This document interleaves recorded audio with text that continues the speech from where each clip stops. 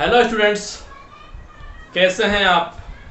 अच्छे हैं। चलिए, लॉकडाउन की स्थिति में आप अच्छे हैं, बहुत अच्छी बात है। चलिए आज की क्लास हम स्टार्ट करते हैं। लास्ट की क्लास में हमने बात की थी आलेखी विधि के बारे में और समीकरण युग्म को किस तरह से आपको आलेखी विधि से हल करना है। कुछ नए पैटर्न हमने लास्ट की क्लासों में सीखे थे। एक नया पैटर्न आज की क्लास में हम सीखने वाले हैं। तो क्वेश्चन को हम देखते हैं एक बार, क्या हमारा क्वेश्चन है और क्या हमें इसमें करना है। इस तरह का जो क्वेश्चन है बहुत इंपॉर्टेंट होने वाला है ये वाला क्वेश्चन, और बोर्ड्स के एग्जाम में इस तरह का क्वेश्चन आपको मिलता रहता है। ठीक है, अगर हम ज्यादा पीछे नहीं जाए तो इस वर्ष जो सप्लीमेंट्री की एग्जाम आपकी हुई है, कक्षा 10वीं की जो सप्लीमेंट्री की एग्जाम 7 तारीख को हुई है, उस एग्जाम में ये वाला जो क्वेश्चन आपका आया है। इस तरह का जो पैटर्न हम कह सकते हैं एग्जाम में आया है। ये जो क्वेश्चन लिखा हुआ है ये आपका जो सप्लीमेंट्री एग्जाम 2020 का क्वेश्चन है। इस क्वेश्चन को हम यहाँ पर समझने वाले हैं और इस क्वेश्चन के जो सेम पैटर्न है उन पैटर्न्स को आपको बुक में से क्वेश्चन जो है वो आपको यहाँ पर सोल्व करने हैं। तो चलिए इस क्वेश्चन को हम समझते हैं। आपका क्वेश्चन लिखा हुआ है, निम्न समीकरण युग्म को आलेखीय विधि से हल कीजिए। ठीक है, तो हम सीखते आए आलेखीय विधि से हल कीजिए, तो हम इसको यहाँ पर आलेखीय विधि से बड़े आसानी से हल यहाँ पर कर देंगे। इसके बाद में आपको यहाँ लिखा हुआ है कि प्राप्त रेखा युग्म तथा y अक्ष से निर्मित त्रिभुज के शीर्षों के निर्देशांक भी लिखिए। तो एक नई चीज है यहाँ पर, इस क्वेश्चन को आपको यहाँ पर समझ लेना है एक बार कि यहाँ पर हमें आलेखीय विधि से हम यहाँ पर हल निकाल लेंगे हम, और उसके बाद में रेखा युग्म जो दो हमें समीकरण दिए हुए हैं उन समीकरणों से दो रेखाएं हमें ग्राफ पेपर पर प्राप्त होगी। लास्ट की क्लास में हमने देख भी चुके हैं कि किस तरह से दो रेखाएं हमें प्राप्त हो रही है, और उन दोनों रेखाओं से तथा y अक्ष से निर्मित त्रिभुज, क्या चीज है आपका त्रिभुज के शीर्षों के निर्देशांक हमें यहाँ निकालने हैं। अब त्रिभुज आपको जब बनाना है तो कम से कम 3 रेखाखंड आपके पास होने चाहिए, तब जाकर के आपका त्रिभुज बनेगा। और त्रिभुज के जो 3 शीर्ष है उन तीनों शीर्षों के निर्देशांक भी हमें यहाँ पर लिखने हैं। तो आप देख सकते हैं यहाँ पर दो रेखा युग्म, तो दो तो हमें रेखा मिलेगी और इसके अलावा एक जो है y अक्ष भी हमें मिलेगा। तो इस तरह से 3 रेखाखंड हमें यहाँ मिलेंगे और उन 3 रेखाखंडों से ग्राफ पेपर पर जो त्रिभुज हमें प्राप्त होगा उस त्रिभुज के जो 3 निर्देशांक हैं उन तीनों निर्देशांकों को, जो 3 बिंदु हैं, 3 जो शीर्ष हैं, उन शीर्षों के निर्देशांक हमें यहाँ पर लिख देने हैं।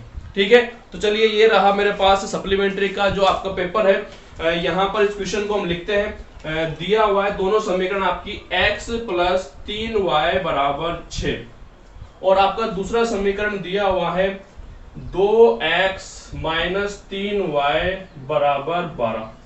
तो सबसे पहले हम इन दोनों समीकरणों को हल करते हैं और दोनों समीकरणों से कम दो बिंदु हमें निकालना है। तो चलिए फटाफट से हम दो बिंदु यहाँ पर निकाल लेते हैं और फिर हम ग्राफ पेपर ड्रॉ यहाँ पर करने वाले हैं। तो चलिए इसको हम x के लिए यहाँ पर हल कर लेते हैं। तो आप देखेंगे कि x बराबर आपका हो जाएगा 6 - 3y। पक्षांतरण हमने कर दिया x के अलावा सभी पदों का दूसरे पक्ष में, तो हमारे पास इस तरह से एक x में जो समीकरण है वो यहाँ पर आ चुकी है। तो अब यहाँ पर हमें दो मान निकालना है, तो चलिए दो मान हम निकाल लेते हैं। यहाँ पर इस तरह से हमने एक डिब्बा बना दिया x और y चर का मान हमें रखना होता है और उसके संगत हमें x का मान यहाँ पर निकालना है। तो यहाँ पर हम y का मान 0 से स्टार्ट करते हैं। सबसे पहले अगर हमने y बराबर 0 यहाँ पर रखा, मान लीजिए, तो यहाँ पर आपका ये जो दूसरा पद है वो पूरा 0 हो जाएगा और क्या हमारे पास बचेगा 6। तो इस तरह से जो चर x है उसका मान हमारे पास यहाँ पर प्राप्त हो गया 6, निकाल लिया हमने 6। इसके बाद दूसरा मान हमें यहाँ रखना है y बराबर मान लीजिए 1 हम यहाँ रख देते हैं।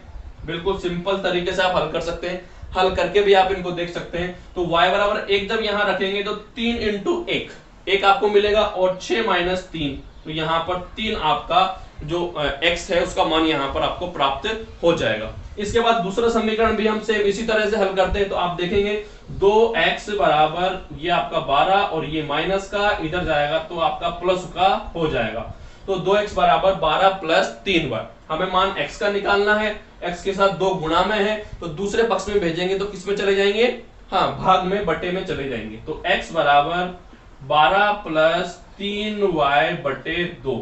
तो इस तरह से हमने जो x का मान यहाँ निकाल लिया। फिर से हम एक जो डिब्बा है वो यहाँ बना देते हैं और दो जो चर हैं उनमें से एक का मान हम यहाँ रखेंगे और संगत चर का मान यहाँ पर हम निकालेंगे। तो देखिए y बराबर हम 0 यहाँ पर रखते हैं। चलिए एक बार 0 रख के देखते हैं। तो 0 जब रखेंगे तो ये दूसरा जो पद है आपका अंश में वो आपका 0 हो जाएगा। क्या बचेगा आपके पास 12/2 भाग जा रहा है आसानी से, तो 0 हम एक जो मान है वो 0 यहाँ पर हम ले सकते हैं। तो y बराबर 0 हमने यहाँ पर लिख दिया। तो हमारे पास क्या बचा 12/2। तो 2 का भाग हम 12 में देंगे, आपका कितना आ जाएगा 6 बार। तो आपका दूसरा मान कितना निकल गया 6 निकल गया। ठीक है, इसके बाद चलिए y बराबर यहाँ पर हम 1 रख करके देखते हैं कितना 1। तो 3 × 1 3। इसके बाद 12 + 3 आपका कितना हो जाएगा 15 और 15/2 आपके पास प्राप्त हो जाएगा। अब 2 का भाग पूरा पूरा यहाँ नहीं जाएगा और हमें संख्या भिन्न नहीं लेनी है या दशमलव में भी नहीं लेनी है, तो यहाँ पर हम 1 नहीं लेंगे, हमें 2 रख करके यहाँ पर देखते हैं। तो चलिए 3 × 2 हमने मान लीजिए रखा, तो 3 × 2 आपके पास हो जाएगा 6 और यहाँ हो गया 12 + 6 18 आपका यहाँ हो गया। और जब 18 हो गए तो आप 2 का भाग दे सकते हैं आसानी से। तो चलिए बिल्कुल सही है। तो यहाँ हमने y बराबर रख दिया 2 और यहाँ पर आपका x का मान कितना आ गया 9। यहाँ हमने 2 रखा तो 3 दूने 6 हो गया आपका और 6 + 12 18 और 18 में जब आपने 2 का भाग दिया 9 2 9 में 18। तो इस तरह से आपका जो चर x है उसका मान कितना आपको प्राप्त हो गया 9 आपका मान यहाँ पर प्राप्त हो गया। ठीक है, तो ये आपका आधा जो क्वेश्चन है यहाँ पर सोल्व हो चुका है। अब इन दोनों बिंदुओं को, बिंदु भी हम यहाँ लिख लेते हैं। आपका पहला बिंदु हो चुका है 6 0। पहले हम x का मान लिखना होता है, फिर y का मान हमें लिखना होता है और छोटे कोष्टक में हमें कोमा लगा करके बिंदु हमें लिख देना होता है। तो यहाँ पर हमने लिख दिया। इसी तरह से दूसरा बिंदु आपको हो जाएगा 3 1 और दूसरे समीकरण में अगर हम बिंदु की बात करें तो आपका 6 0 और दूसरा जो बिंदु है वो आपको हो जाएगा 9 और 2। तो इस तरह से दो बिंदु हमें यहाँ पर दूसरे समीकरण के प्राप्त हो गए 6 0 और 9 2। ठीक है, अब इसके बाद में हम इन दोनों बिंदुओं को ग्राफ पेपर पर अंकित करते हैं और देखते हैं कि किस तरह से इन रेखा युग्म का और जो y अक्ष है उससे हमारा त्रिभुज यहाँ पर बनता है या नहीं बनता है ग्राफ पेपर पर। तो आपको एक ग्राफ पेपर लेना है यहाँ पर और इस तरह से जैसे हमने ग्राफ पेपर बनाना सीखा था सेम इसी तरह से आपको ग्राफ बना लेना है। ठीक है, हमने बिंदु अंकित करना सीख लिया था, आप देख सकते हैं आसानी से। बिल्कुल, जब तक आप ग्राफ पेपर पर बना के नहीं देखेंगे इन सवालों को तब तक आपका जो 6 नंबर का मैटर है वो क्लियर नहीं होगा। ठीक है, तो आपको ग्राफ लेकर के आना है और बाकायदा इस तरह से आपको ग्राफ पेपर पर दोनों लाइंस ड्रॉ करनी है और उसके बाद में जब आप यहाँ पर आपका ग्राफ बनकर के तैयार हो जाएगा तो आप देख सकते हैं बिल्कुल आपके सामने इस तरह से आपको दो लाइनें प्राप्त होगी। दोनों समीकरण हमने लिखे और उसके बाद में दोनों लाइनें हमने यहाँ पर इस तरह से ड्रॉ कर दी। आपको पैमाना भी यहाँ लिखना है। पैमाना हमने लिखा हुआ है x अक्ष पर 1 बड़ा खाना बराबर 1 इकाई और इसी तरह से सेम y अक्ष पर भी हमें लिख देना है 1 बड़ा खाना बराबर 1 इकाई और फिर हमें जो आपका ग्राफ है वो यहाँ पर ड्रॉ कर देना है। ड्रॉ करने के बाद में आप देखेंगे कि दोनों रेखाएं एक बिंदु पर प्रतिच्छेद आपकी कर रही है और दोनों रेखाएं हमें प्रतिच्छेदी रेखाएं यहाँ प्राप्त हो रही है और जिस बिंदु पर रेखाएं प्रतिच्छेदी प्राप्त होगी उस बिंदु के जो निर्देशांक है वो हमें यहाँ पर नोट करने हैं और वही हमारा यहाँ पर आंसर होगा। तो पहला हमारा जो हल है आलेखी विधि से हल है वो हमारा यहाँ प्राप्त हो जाएगा। आप देख सकते हैं आपका x बराबर क्या प्राप्त हुआ है। यहाँ पर जब आप देखेंगे तो 6 0 पर दोनों रेखाएं एक दूसरे को टच कर रही है तो आपका जो x है उसके बराबर आपका हो जाएगा 6 और आपका जो y है वो बराबर हो जाएगा 0। तो इस तरह से आप दो जो आपका हल है दो चर वाले रैखिक समीकरण का आलेखी विधि से हल आपने किया है। तो यहाँ पर दो चर हमारे होते हैं x और y। तो इस तरह से दोनों चरों का मान हमने यहाँ पर निकाल लिया। x बराबर आपका आ चुका है 6 और y बराबर आपका आ चुका है 0। तो इस तरह से हमने यहाँ पर इसका हल यहाँ पर निकाल लिया। ठीक है, इसके बाद दूसरा आंसर हमें देना है रेखा युग्म और y अक्ष से निर्मित जो त्रिभुज है। तो जब आप इस तरह से बिल्कुल आपका आंसर आ जाएगा तो आप देख सकते हैं कि आपको एक त्रिभुज बना हुआ यहां पर दिखाई देगा और ये जो त्रिभुज है वो किस किस के बीच में आपको दिखाई देगा। ये मान लीजिए आपका y अक्ष है, ये आपका y अक्ष है और रफली अगर हम देखें तो ये जो त्रिभुज है वो आपका y अक्ष और दोनों रेखाओं के बीच में आपको दिखाई देगा। जैसा कि आप ग्राफ पर देख सकते हैं, बाकायदा जब आप बना करके देखेंगे तो आपको इस तरह से ये आपका y अक्ष होगा, रफ पर हम समझते हैं, और इस तरह से ये दोनों रेखाएं 6 जीरो पर आपको काटती हुई प्रतीत होगी।